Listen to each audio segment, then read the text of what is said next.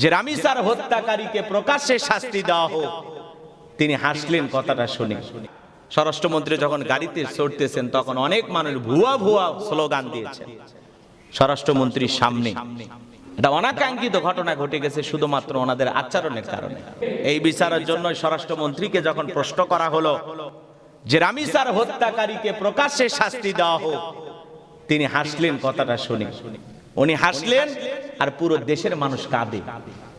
একটা দায়িত্বের চেয়ারে বসে আপনি কিভাবে হাসলেন? কেন হাসার দরকার? উনি বলতেছেন আমরা মধ্যযুগে নাই, এখন জামানা পাল্টে গেছে, যখন তখন একটা আইন করে বিচার করা যাবে না, এটা করতে গেলে সময় লাগবে।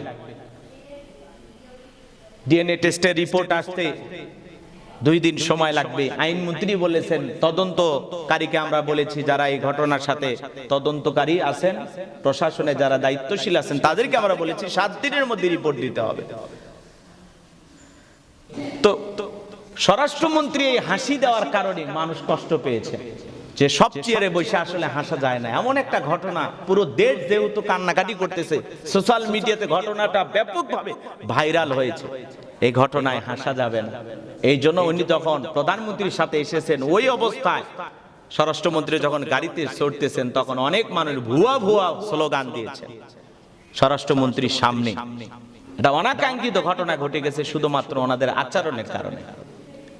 যে একটা রাজনৈতিক ক্ষমতায় আছে স্বরাষ্ট্রমন্ত্রী, তাকে জনগণ ভুয়া ভুয়া বলে স্লোগান দিল। কারণ তেনাদের যেভাবে দায়িত্ব পালন করার দরকার, প্রধানমন্ত্রী যেখানে যায় শুনতেছেন ধৈর্য নেই, উনি অস্থির হয়ে গেছে বের হওয়ার জন্য। এই দেশে এইরকম অনাকাঙ্ক্ষিত ঘটনা আর ঘটুক আমরা চাই না। ওই শিশুটা যদি আপনার আমার হইতো, ওই মেয়েটা যদি আপনার আমার হইতো, এই দেশের কোন এমপি, প্রধানমন্ত্রী এবং এই দেশের যারা মন্ত্রী আছে তাদের পরিবারের সাথে আল্লাহ না করুক এই ঘটনা যদি ঘটে, তখন তাদের হুঁশ ফিরবে। এই দেশে কিন্তু অনেক ঘটনা, একটাই যে আপনাদের ময়মনসিংহ জামালপুরে 4 বছরের শিশু, আস্তাগফিরুল্লাহ নাউজুবিল্লাহ, এরকম অনেক কিছু বিকৃতি মন মানসিকতার মানুষ নামের পশুরা এই ছোট ছোট বাচ্চাদেরকে চকলেটের লোভ দেখায়া, জুসের লোভ দেখায়া, এই ধরনের ঘটনা ঘটাইয়া তাদেরকে হত্যা করতেছে। বাংলাদেশে অনেক, বললাম না, 1 বছরে প্রায় 300-র উপরে শিশু ধর্ষণের ঘটনা ঘটেছে, শিশু হত্যাকাণ্ডের ঘটনা ঘটেছে।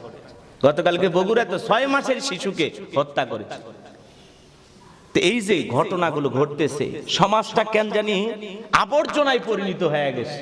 মানুষ আর মানুষ নাই, একটু 19 বিষয় হয়ে গেলেই যে যাকে পারতেছে হত্যা করতেছে। এই জন্য রাষ্ট্রকে কঠোরভাবে এগুলো নিয়ন্ত্রণ করতে হবে।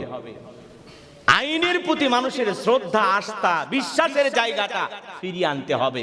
অপরাধীদেরকে দৃষ্টান্তমূলক শাস্তি দিতে হবে।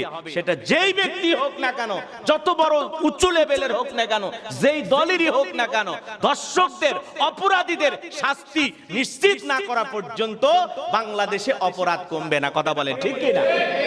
এই রামিসার হত্যাকারীকে যদি আমরা প্রকাশ্যে ফাঁসি দিতে পারি আর সেটা যদি লাইভ সম্প্রচার করা হয়, বাংলাদেশের অপরাধীদের ভিতরে কম্পন সৃষ্টি হয়ে যাবে, তারা অপরাধ করার সাহস পাবে না।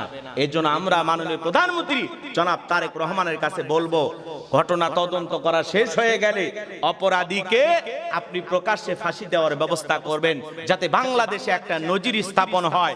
বাংলাদেশে নতুন ভাবে যেন আপনাকে মানুষ চেনে যে জনাব তারেক রহমান বিচার করে দেখিয়ে দিলেন, পুরো পৃথিবী, পুরো বিশ্ব তাকিয়ে দেখবে। কথা বলেন ঠিক কিনা? এমন বিচার এই দেশের মানুষ দেখতে চায়। কথা বলেন ঠিক কিনা? সম্মানিত হাজিরিন, এই জন্য বলতে চাই, পুরো পৃথিবীর জমিনে শান্তি নাই, বাংলাদেশের জমিনেও শান্তি নাই। শান্তি ফিরাইতে হলে আল্লাহর বিধান দিয়া, কোরআন সুন্নাহর নিয়ম দিয়া, শরিয়ার আইন দিয়ে বিচার করতে হবে, তাহলে সমাজে শান্তি ফিরবে। আল্লাহর বিধান এই জমিনে প্রতিষ্ঠিত যতদিন হবে না ততদিন শান্তিও প্রতিষ্ঠিত হবে না। আমি যে কথা বলতে চাচ্ছিলাম, অপরাধী যেই হোক তার বিচার আমরা চাই। আর কোন শিশু যেন এইভাবে পৃথিবীর জমিন থেকে বিদায় না নেয়। হৃদয়ে রক্তকরণ হয়, মনে মনে আমরা অনেক ব্যথিত, অনেক কষ্ট পাই। আরে ছোট্ট নিষ্পাপ শিশু, তার বেঁচে থাকার অধিকার আমরা নিশ্চিত করতে পারতেছি না। আমরা লজ্জিত বাংলা বাংলাদেশের মানুষ হিসাবে লজ্জিত রামিসার কাছে। ও বোন, ও মা, আমরা লজ্জিত তোমার কাছে, আমাদেরকে তুমি মাফ করে দাও। আল্লাহ যেন ওই ছোট্ট বাচ্চাটাকে আল্লাহ যেন জান্নাতের পাখি বানায়া দেন। জোরে বলেন আমিন। আমি যে কথা বলতে চাচ্ছিলাম, ইব্রাহিম খলিলুল্লাহ তার কলিজার টুকরা সন্তানকে যখন জিজ্ঞাসা করলেন, বাবা আমি স্বপ্নে দেখতেছি তোমারে জবাই করতেছি, এই ব্যাপারে তোমার অভিমত কি? ছেলে যখন সুন্দর করে এই কথা শোনার পরে সুন্দর করে জবাব দিয়ে বললেন, ক্বালায়া আবাতি ফাআল মা তু'মারু সাতাজিদুনি ইনশাআল্লাহু মিনাস সাবিরিন।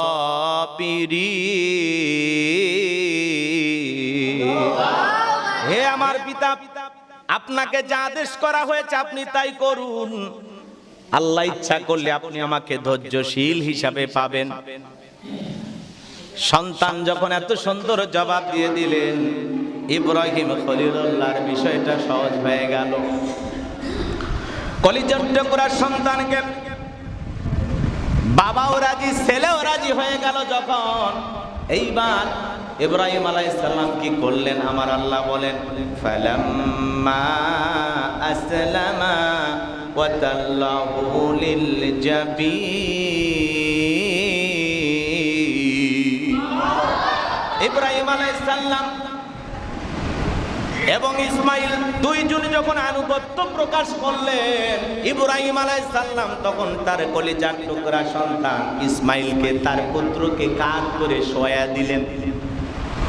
এরপরে আল্লাহ রাব্বুল আলামিন বলেন, দেখেন সন্তান জবাই করার জন্য ইব্রাহিম খলিলুল্লাহ বাড়ি থেকে এমন একটা ছুরি নিয়ে আসছেন, এত ছুরির মধ্যে ধার দিয়েছেন যাতে কলিজার টুকরা সন্তানটাকে জবাই করতে সন্তানের কষ্ট যেন না হয়। ছেলেটা রাজি হয়ে গেছে। ইব্রাহিম খলিলুল্লাহ ছেলেকে কাঁধ করে শোয়া দিয়েছেন, উপর করে শোয়া দিয়েছেন। এমন একটা ধারালো ছুরি নিয়ে সন্তানটাকে জবাই করার জন্য প্রস্তুতি নিয়েছেন। আল্লাহ ছুরিকে নোটিশ জানায়া দিলেন। ছুরির উপরে আল্লাহ নোটিশ করলেন, এ ছুরি, খবরদার খবরদার, আমার ইসমাইলের একটা পশম যেন কাটা না যায়। আল্লাহু আকবার। আল্লাহ ছুরিকে নোটিশ করছে, এক চুল আমার ইসমাইলের পশমটাও যেন কাটা না যায়। এই পরিবারের জন্য নোটিশ। শুধু আজকেই নয়, এর আগেও আল্লাহ নোটিশ করেছিলেন আগুনকে। ইব্রাহিম আলাইহিস সালামকে যখন চরক গাছের উপরে তুলে নমরুদ তার অগ্নিকুণ্ডে নিক্ষেপ করেছিলেন, আল্লাহ আগুনকে নোটিশ করলেন, আগুন আমার ইব্রাহিমের জন্য আরামদায়ক শান্তির বিছানা হয়ে যাও। তুমি তো পোড়াইতে পারো, জ্বালাইতে পারো, যার ইচ্ছা তারে জ্বালাইবা, এমনটা হবে না। আমার ইব্রাহিমের জন্য আরামদায়ক বিছানা হয়ে যাও। তুমি কতটা আরাম দিতে পারো, কতটা মেহমানদারি করতে পারো, আমি আল্লাহ দেখবো। সুবহানাল্লাহ। আল্লাহ আগুনকে নোটিশ করেছিলেন। আগুন হুকুম মানে কার? ছুরিকে আল্লাহ নোটিশ করলেন। ইব্রাহিম খলিলুল্লাহকে জিজ্ঞাসা করা হয়েছে, আপনার জীবনে সবচেয়ে আরামের দিনগুলো কোথায় কেটেছে? ইব্রাহিম খলিলুল্লাহ বলেছেন, আমি যে কয়দিন নমরুদের আগুনে ছিলাম, এর চাইতে শান্তির দিন, শান্তির সময় আমার জীবনে আর আসেনি। সুবহানাল্লাহ। গভীর মনোযোগ দিয়ে কথাগুলো শুনবেন। একটা বন্ধ করুন।